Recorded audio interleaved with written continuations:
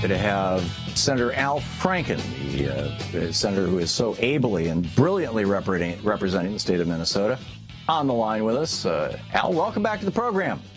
Thanks, Tom. It's very kind of you to say that, and my compliments to you too for day in, day out, working your butt off. I know you're one of these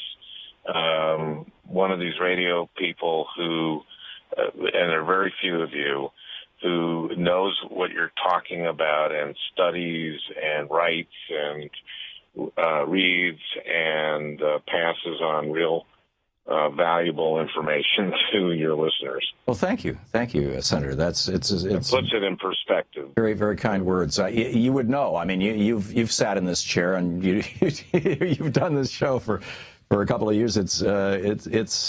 Anyway. Yeah. Let's talk about the Clinton candidacy and the election and what's going on at the RNC right now. It seems to me like the press is being played by a reality show star who has turned the RNC into worldwide wrestling. I mean, that last night, hey, let's get the bad guy to go out there and get booed. Oh, and it's even cooler because he's got a Hispanic last name. And then we'll have the good guy, the good wrestler will show up in the wings, and all this stuff.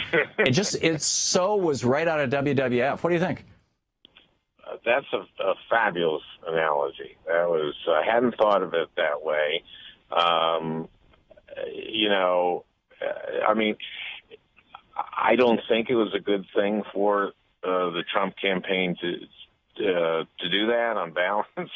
And a normal presumptive nominee would not have asked someone to speak without first getting the guarantee that they would endorse.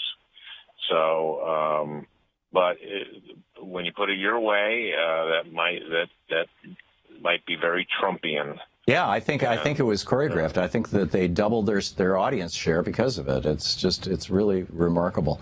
How is the Clinton campaign going to deal with a reality TV campaign rather than a political campaign? Well, I think they're going to act like a political campaign, and I don't think that this convention has worked for Trump at all. I think that Americans are witnessing this and not liking it. It is so ugly and hate-filled, and we're hearing very little about Trump and very little about what he would do. I don't, and just this thing about NATO they put out today on the New York Times. I think the contrast will be that Hillary will put on a convention that is a little bit more conventional, but by that it means that they will be discussing what Hillary's plans are for the country. I think that ultimately that's what people want. Yeah. I'm really conflicted, Senator. On the one hand, I'm not conflicted at all about voting for Hillary Clinton, but I'm really conflicted in terms of just, as a media analyst sort of looking at this thing. On the one hand, I would love to watch a Democratic convention that is uplifting, that is inspiring, that is relatively traditional, that talks about policy and issues. I think you're absolutely correct. There's been virtually no discussion of policy or issues, and that may have something to do with the fact that the presidential candidate, the vice presidential candidate, disagree on the principal issues that got Trump where he is. But in any case, I'd love to see that coming out of the Democratic Party. On the other hand, I'm concerned that it might be boring television. I don't know. I don't think that has to be boring. Yeah. I think that you can entertain and be uplifting at the same time. People do that, Yeah. Well, President Obama did that really well for 2 election cycles. Yeah. I mean, that's what I'm saying. In other words, there is nothing, inherently, not entertaining about discussing our future and about inspiring people and inspiring people to be hopeful about our country, because we are a great country and we can do amazing things, and we do amazing things. Yeah. And we need leaders to be as good as our people. And I got to tell you, you know, I switched careers. I made a transition that made actual sense to me.